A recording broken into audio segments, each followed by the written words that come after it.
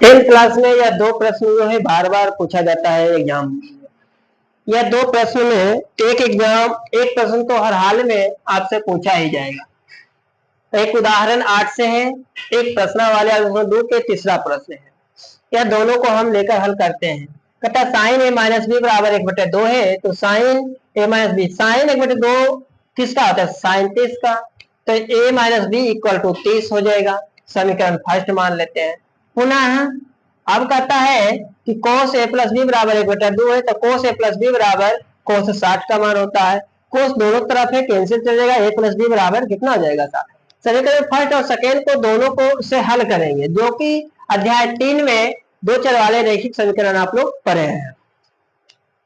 तो कह सकते हैं कि समीकरण फर्स्ट एवं सेकेंड को जोड़ने पर, तो जो दोनों को जोड़ देते हैं तो आपका हो जाएगा, नहीं तो लिख ही लेते हैं, a minus B 30, a plus B 60 जोड़ देते हैं तो 2a इक्वल टू कैंसिल हो जाएगा, 90 हो जाएगा, कैंसिल 45, इसलिए a इक्वल टू कितना हो गया? 45 हो गया।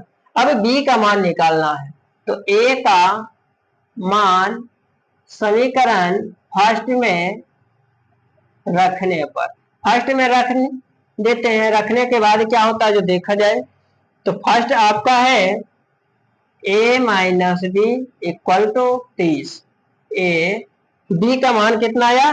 45, आपका कितना हो जाएगा?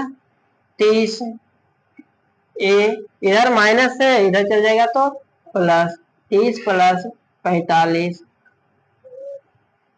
गलत हो गया। बी के मान निकालना है, ए के मान तो दिया हुआ है, ए के मान 45, बी के मान निकालना है। Minus B 30 minus 45, minus B minus minus cancel, इसलिए बी बराबर कितना हो गया?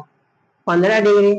ए के मान 45, बी के मान 15, ये दो का मान पूछता है। इसी प्रकार से 10a प्लस बी बराबर √3 है, 10a plus B equal to 10 60, समीकरण फर्स्ट हो गया, समीकरण सेकेंड हो गया। अब समीकरण फर्स्ट एवं सेकेंड को जोड़ने पर कर देते हैं, तो a plus B equal to 60, a minus B equal to 30 जोड़ देते हैं, कैंसिल चल जाएगा, 2 इक्वल टू 90 हो जाएगा, कैंसिल 45, a बराबर कितना हो गया?